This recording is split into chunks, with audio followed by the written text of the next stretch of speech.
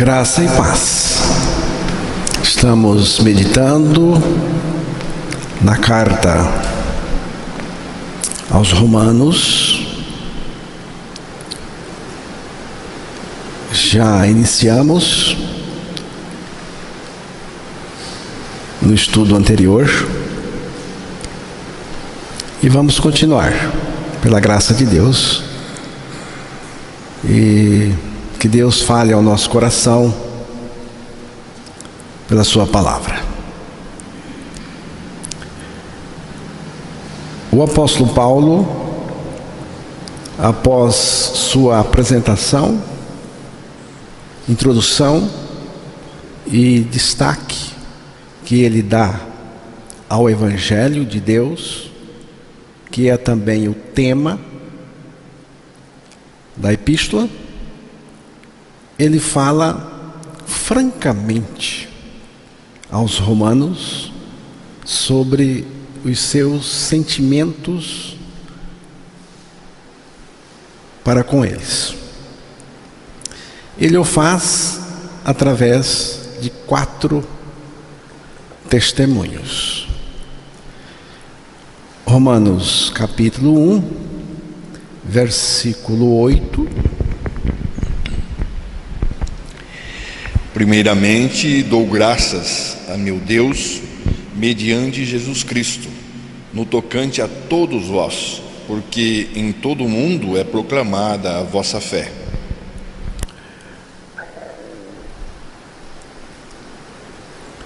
Paulo diz que dava graças ao seu Deus por todos eles. A gratidão é uma das primeiras coisas que brotam no coração regenerado. Uma pessoa que creu na palavra de Deus, que afirma sua morte e ressurreição juntamente com Cristo, é grata a Deus. É sempre o primeiro sentimento que surge quando um salvo por Cristo pensa em Deus. Eu, quando penso em Jesus Cristo, em Deus, a primeira coisa que meu coração expressa é gratidão.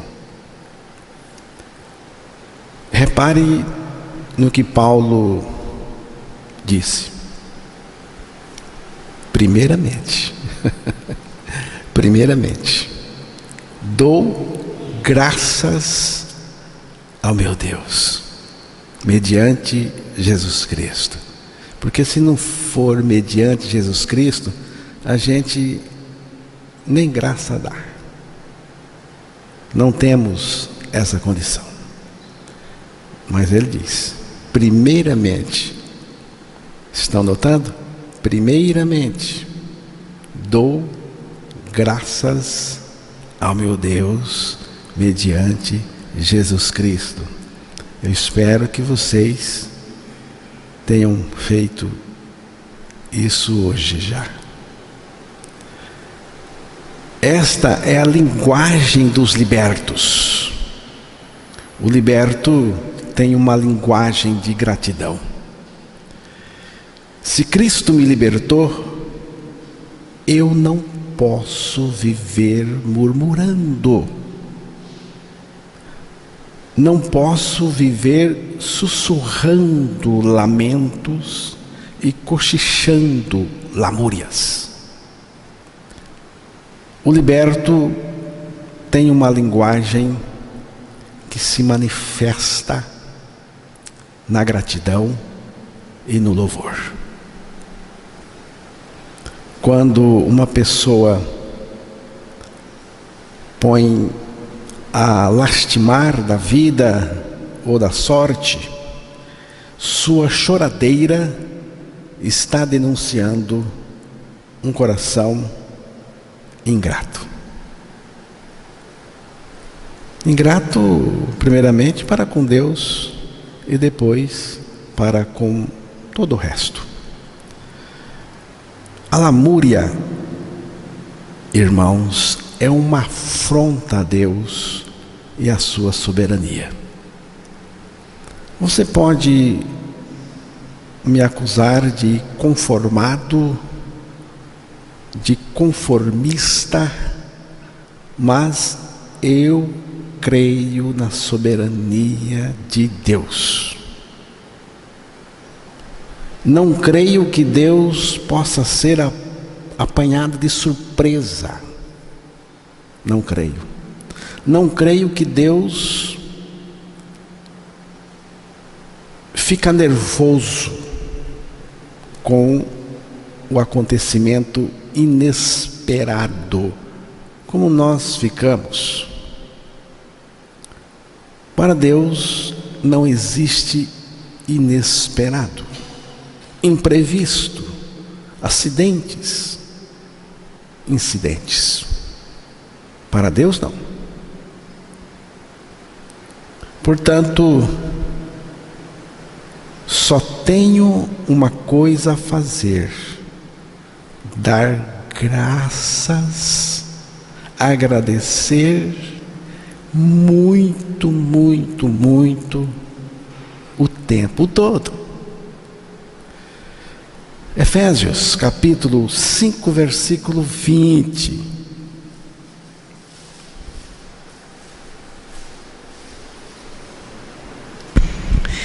Dando sempre graças por tudo a nosso Deus e Pai, em nome de nosso Senhor Jesus Cristo. Dando sempre, sempre, direto, sempre, graças por tudo. O que é tudo aqui? Tudo é tudo. Tudo é tudo.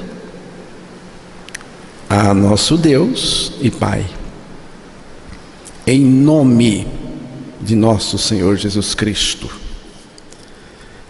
As pessoas que não sabem agradecer a Deus ainda não experimentou o poder do Evangelho, o poder de Deus manifesto ou manifestado no Evangelho. O elenco do musical do Capeta é formado por todos os ingratos, murmurantes, maldizentes, maledicentes e insatisfeitos.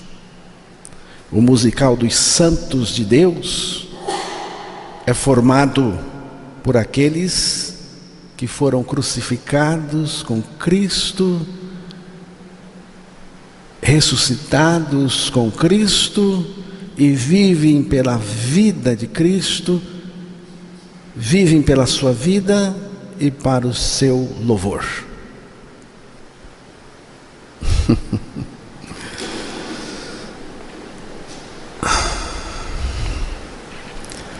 Às vezes, irmãos, fazemos drama por aquilo que não é drama. Fazer drama é ser exagerado nas suas queixas, é ser angustiante, é tornar os relatos comoventes. Às vezes,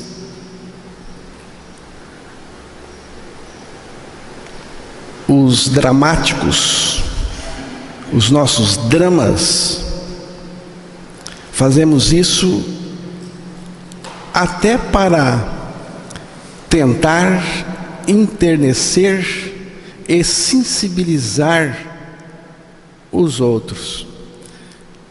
Mas, irmãos, isso é egoísmo. É egoísmo. Temos que ter o coração grato a Deus por tudo, porque Ele nos dá essa condição, porque é uma gratidão através de Cristo. O segundo testemunho de Paulo é que Paulo diz que orava por eles. Romanos, capítulo 1, versículo 9 e 10.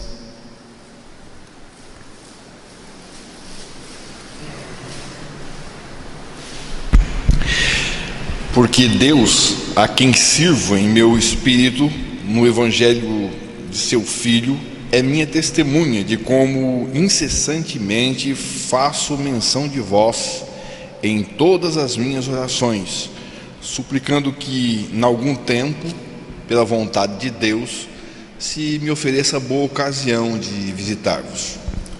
Pregação e oração andam de mãos dadas. A oração, irmãos, representa que nós precisamos de Deus, que sem Ele nós não temos esperança nenhuma, nós não temos nenhuma chance. E oração representa isso na minha vida. Paulo assegura aos crentes de Roma que, embora não conheça a maioria deles pessoalmente, contudo, ora por eles sempre, direto, sempre que pensa neles. Irmãos, você não vai fuxicar da pessoa que você ora por ela. Você não vai falar mal de uma pessoa que você ora por ela.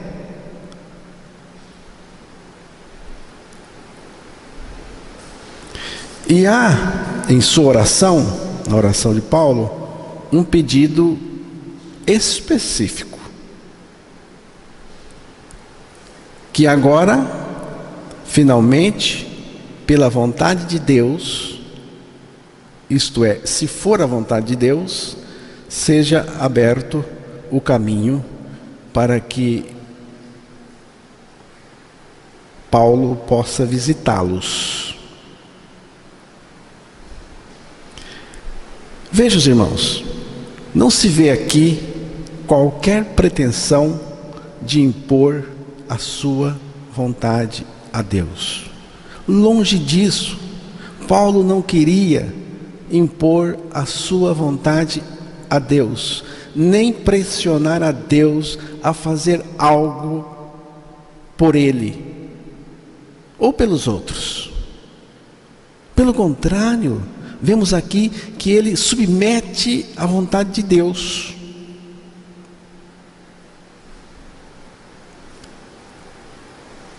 E quando chegarmos no capítulo 15, veremos como esta oração foi respondida. Terceiro testemunho é que Paulo diz que desejava vê-los, e diz por que ele queria ver aqueles irmãos. Romanos capítulo 1, versículos 11 e 12. Porque muito desejo ver-vos, a fim de repartir convosco algum dom espiritual. Paulo gostaria de repartir com eles algum dom espiritual, para que eles fossem confirmados. Talvez esteja aqui se referindo à pregação do Evangelho e o ensino das Escrituras. Esse repartir, esse compartilhar, não é uma via de mão única, irmãos, como se ele tivesse a dar e nada a receber. Não, não é. Eu quero e preciso ser confirmado, fortalecido, encorajado por vocês, tanto quanto vocês por mim. Paulo também deseja estar com eles, desfrutar da comunhão com eles e serem confortados por intermédio da fé mútua, a deles e a de Paulo. O quarto testemunho de Paulo, Paulo fala que sempre quis visitá-los. Veja aí o versículo 13. Porque não quero, irmãos, que ignoreis que muitas vezes me propus ir ter convosco, no que tenho sido até agora impedido, para conseguir igualmente entre vós algum fruto, como também entre os outros gentios.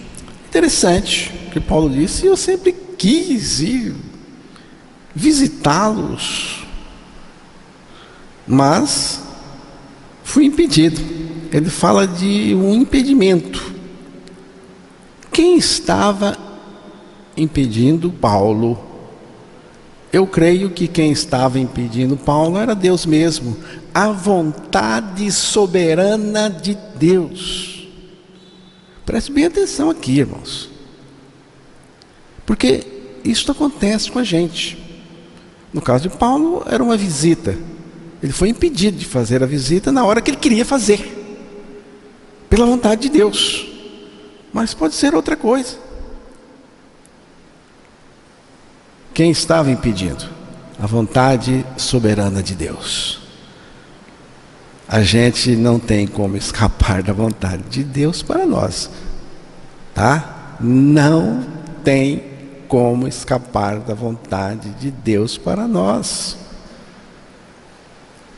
Qual foi exatamente o impedimento? Isso ele não diz.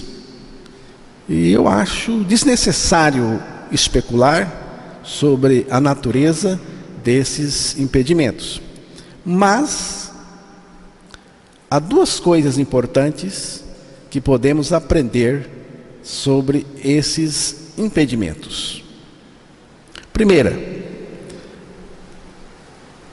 esses impedimentos eram de caráter providencial de Deus, por Deus. Era uma providência de Deus. Não era algo ruim, era bom do ponto de vista de Deus. O impedimento aqui era de caráter providencial, divino. Pense nisso. Quando não der certo alguma coisa para você, por isso você precisa agradecer, porque você já vai ver logo uma providência de Deus. Você não precisa entender o impedimento, mas você precisa saber que tem uma providência de Deus, e Deus impede. Segunda coisa, o apóstolo não exercia nenhum controle sobre esses impedimentos. Nenhum. Pode ter ocorrido na forma de circunstâncias e acontecimentos que cercavam o apóstolo, ou ainda sob a forma de revelação, constrangendo-o a agir de modo contrário ao que havia determinado antes. Porque isso pode acontecer com a gente. A gente decide, mas depois o Espírito de Deus barra e convence a gente disso. Ou esses impedimentos podem ter sido de ambos os tipos.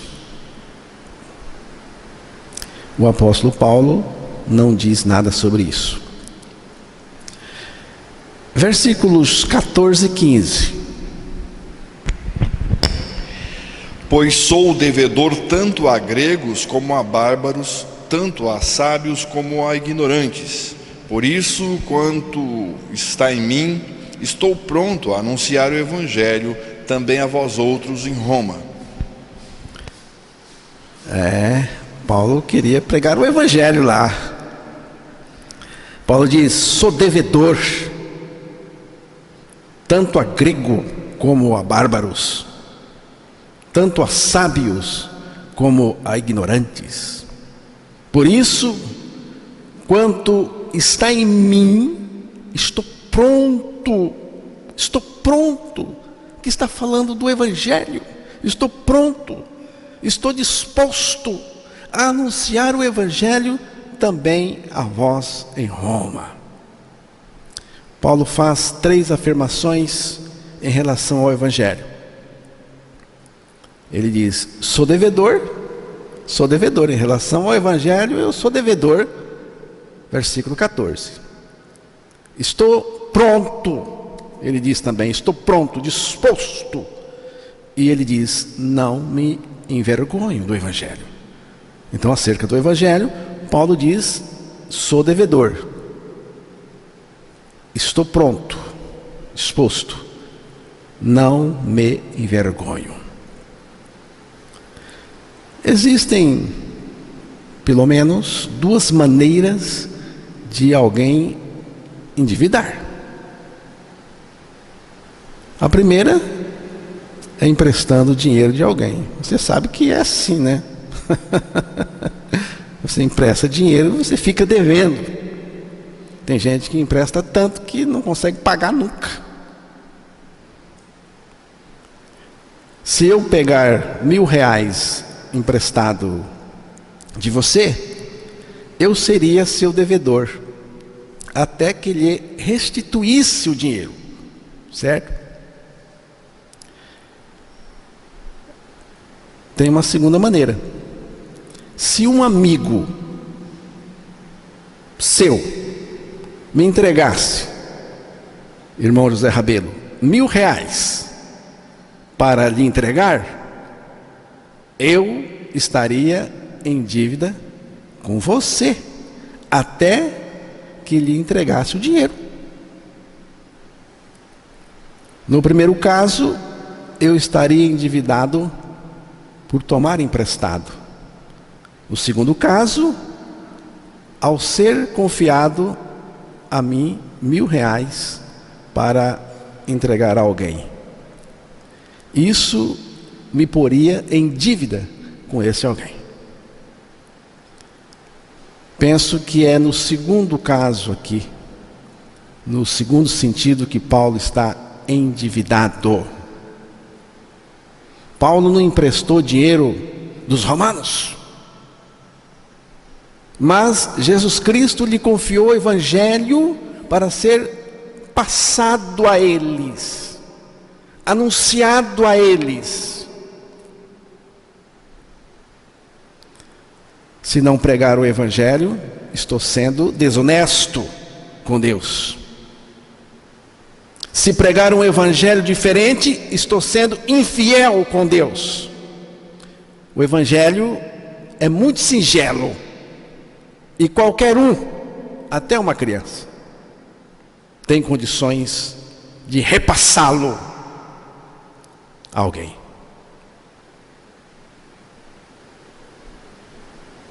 Deus não nos deu opção de pregar ou não pregar. Só temos a opção de pregar. E Paulo diz que estava pronto, que estava disposto. Paulo gostava de pregar o Evangelho. E era urgente e necessário. E é preciso disposição mesmo para pregar o Evangelho. Gente indisposta, não dá para contar com ela para nada. Quanto está em mim, estou pronto a anunciar o Evangelho também a vós em Roma. Não me envergonho do Evangelho, porque é o poder de Deus para a salvação de todo aquele que crê, primeiro do judeu e também do grego. Romanos 1,16. Ele diz aqui: não me envergonho do Evangelho. Talvez, irmãos, Paulo estivesse pensando nos seguintes motivos para essa vergonha. Dar o calote é vergonhoso, já que eu sou devedor do Evangelho. Se você deve e não paga, é vergonhoso. Dar o calote é vergonhoso. E também não é coisa de crente verdadeiro, de cristão nascido de novo. Pagar com dinheiro falso é vergonhoso. Entregar um evangelho falso é vergonhoso. E tem gente sem vergonha fazendo isto. Falar da eficácia de um remédio que não lhe curou é vergonhoso. Prescrever um remédio ineficaz é tão vergonhoso quanto prescrever um remédio errado. Mas a mensagem do Evangelho também era vista como demência, escândalo, loucura. E é vista assim até hoje. O fato é que Paulo foi categórico em dizer: não me envergonho do Evangelho. O Evangelho não trazia nenhuma vergonha para Paulo e nem para mim. E por quê? Por que, Valdir, que o Evangelho não trazia nenhuma vergonha para Paulo? Sabe por quê? Porque o Evangelho é o poder de Deus para a salvação de todo aquele que crê. Como que eu vou me envergonhar do poder de Deus que salva a pessoa que crê? Primeiro, do judeu. Significa que Deus começa o seu projeto para todo mundo com eles, com os judeus. Mas tanto faz, judeu ou não, só é salvo se crer no Evangelho. Mas o que é o Evangelho? Precisamos saber o que é o Evangelho. O Evangelho é aquilo que foi feito por Deus em Cristo para nos salvar. O Evangelho é aquilo que foi feito por Deus em Cristo para nos salvar. O Evangelho tem uma boa nova para nós. Tem boas notícias para nós. As boas notícias que vêm da morte e ressurreição de Jesus Cristo. A boa notícia é que eu morri com Cristo. A boa notícia que vem da morte, da cruz, é que eu também morri com Cristo. Eu também fui crucificado com Ele, porque Ele me crucificou. Já estou crucificado com Cristo. Pode parecer demência para muitos, escândalos para outros, mas eu estou crucificado com Cristo, porque quem diz é a palavra de Deus. Então a boa notícia é que eu morri também com Cristo. Morri para o pecado, a fim de viver para Deus. E viver para Deus pelo viver de Cristo em mim. Porque já estou crucificado com Cristo, vivo não mais eu, mas Cristo vive em mim. Em Cristo na cruz eu morri para ganhar a vida dele, pela ressurreição juntamente com Ele. Esta é a minha única garantia de salvação eterna. O Evangelho, irmãos, é Jesus compartilhando conosco a sua morte, a sua ressurreição e a sua vida. A morte e ressurreição de Cristo são compartilhadas conosco. Paulo vai tratar dessa morte e ressurreição de Cristo como algo compartilhado conosco de uma maneira detalhada no capítulo 6 de Romanos.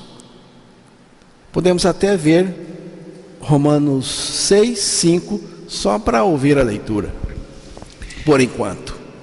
Porque se fomos unidos com Ele na semelhança da sua morte, certamente o seremos também na semelhança da sua ressurreição. É isso aí, a nossa união com Cristo, que vamos tratar muito disso quando chegarmos aí nesse texto. Romanos 1,17.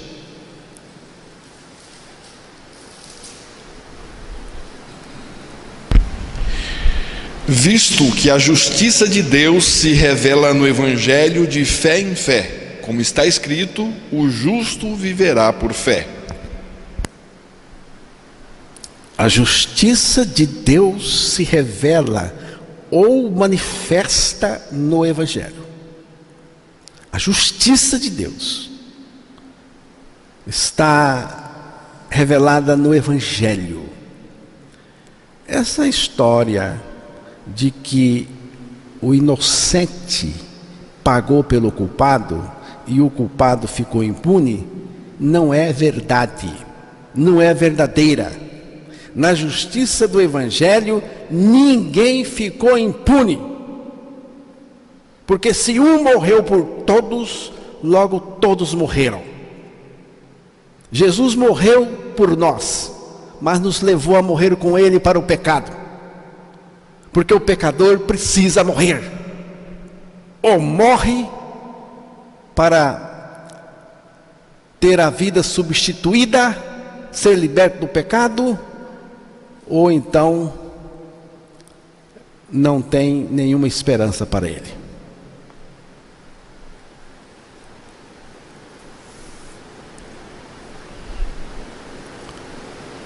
A justiça de Deus cobriu no Evangelho o preço do pecado, fazendo o pecador morrer em Cristo para cumprir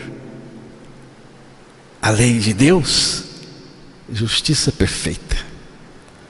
O Evangelho revela a justiça de Deus. A justiça de Deus se revela no Evangelho de fé em fé, como está escrito, o justo viverá por fé. É preciso crer. A fé é um resultado da graça de Deus por meio da pregação da palavra para crer na nossa regeneração em Cristo. Estamos crucificados, ressuscitados com Cristo, portanto regenerados, mas é preciso crer. É preciso crer. A minha morte com Cristo, a minha ressurreição com Cristo, Cristo vivendo em mim, é uma realidade de fé na palavra de Deus. Então, aqui diz que o justo viverá pela fé. Viverá. Para uma pessoa viver, do ponto de vista do Evangelho, ela precisa primeiro ser ressuscitada em Cristo. E para ser ressuscitado em Cristo, primeiro é preciso ter morrido em Cristo na cruz. Isto se chama Evangelho.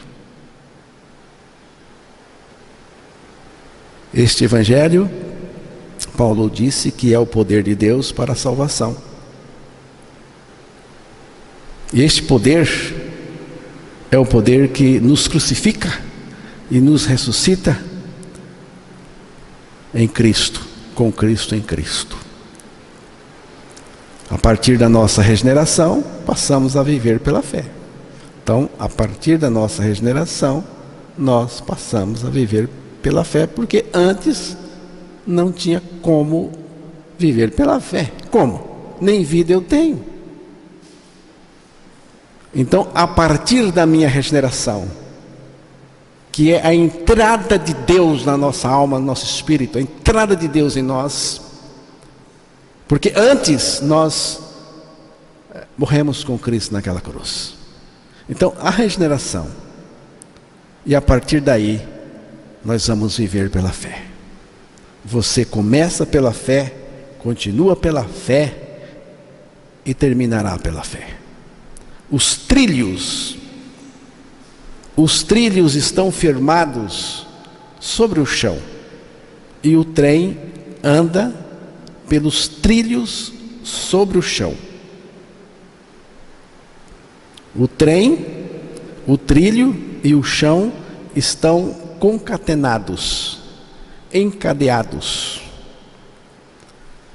Por analogia, o trem somos nós, o trilho é a fé e o chão firme é a palavra de Deus.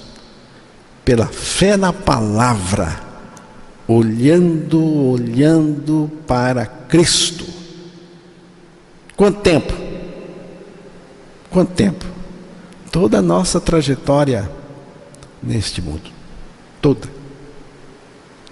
é andar confiando 100% na palavra de Deus. A palavra de Deus revela a suficiência de Cristo para nós. Amém, irmãos?